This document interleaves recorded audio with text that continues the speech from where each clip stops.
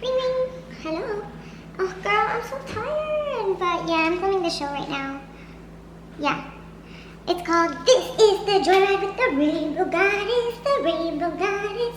This is the Joyride with the Rainbow Goddess, the Rainbow Goddess.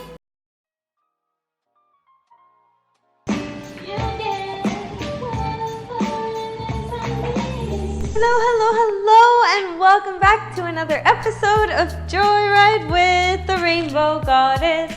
In today's plant-based party power segment of my show, I'm going to teach you how to make chickpea pancakes. I really love this recipe because it gives me the satisfaction of like something really bready and something really high in protein. So I like to use it as a base for like roasted vegetables or salads, or just like as a little side yummy snack. This is the bombest. Like, it is so deliciously savory. The chickpea flour that I bought was from some local store, and I don't really like it because it's like pretty grainy. And I made a chickpea pancake the other day. The flavor was on point, but the texture, the consistency, ended up being a little bit crumbly. Now, if you buy Bob's Red Mill chickpea flour, it should be totally fine. Or what I usually get is something called the besan flour, which you can get either on Amazon or if you go to a Mediterranean or Indian shop. It's besan just means chickpea, and it's like an Indian brand. And I like that one because you can get a really big bag and it's like just a few bucks. Bowl and our sifter. The reason I use a strainer as a sifter is because sometimes like the powders get little balls, and this helps me to break it down and makes it mix better together.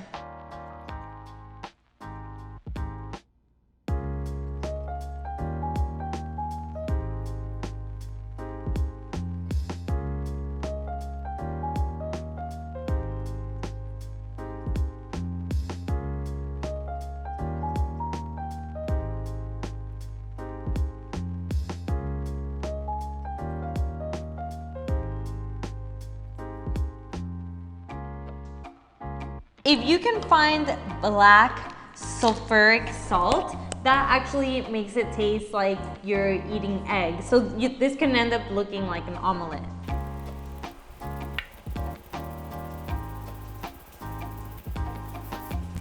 So the nutritional yeast does not want to go through there, so I'm gonna start pressing it down because I've got like little rocks of baking soda as well. Once I see that there's no little baking soda rocks left, I can just toss the rest in there.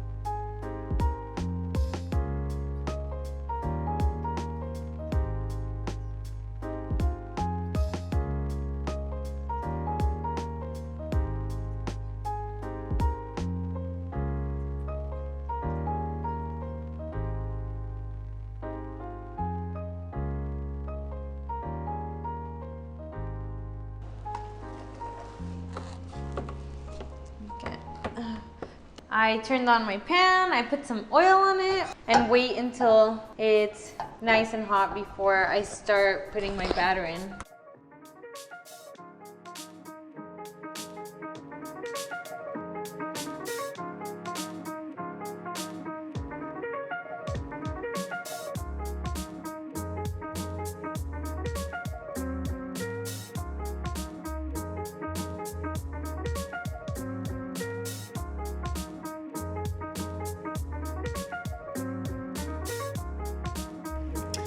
So here are my pancakes, and it gave me about 8 medium-sized pancakes.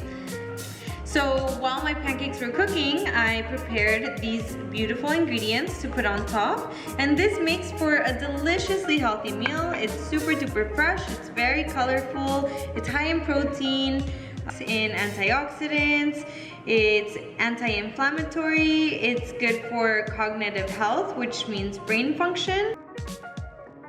I'm gonna put some guac, and on my guac, I just did avocado and a little bit of lime juice. And then I'm going to follow that with some spinach, some cucumbers. Maybe I'll put the cucumbers around the plate. cilantro and a little bit of carrots. And then I'm going to put sauerkraut on it, which is in one of my videos, how to make sauerkraut and all the benefits.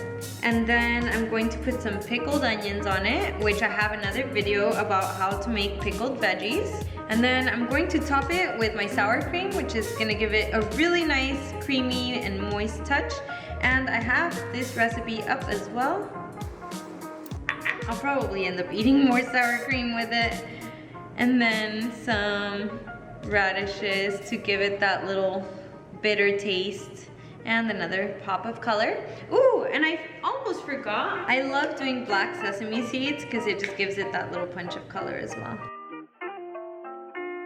There we go. Here's my plate. It looks like a mountain of beautiful rainbow goodness. At the moment of truth.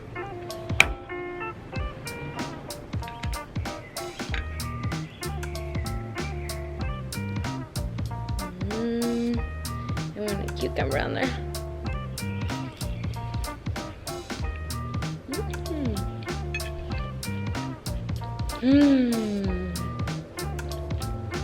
So in conclusion, it is super delicious. Oh, and I forgot to tell you that I also really like making little medallions of it to go next to soup.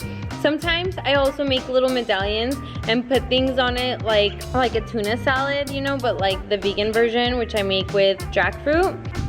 If you make it a little bit thinner, the batter, that's when you can spread it out more on your pan and fold it over, and then that could be like an omelet. And if you mix vegetables in with it and you put a little bit less liquid and you put it in the oven, it turns out like quiche.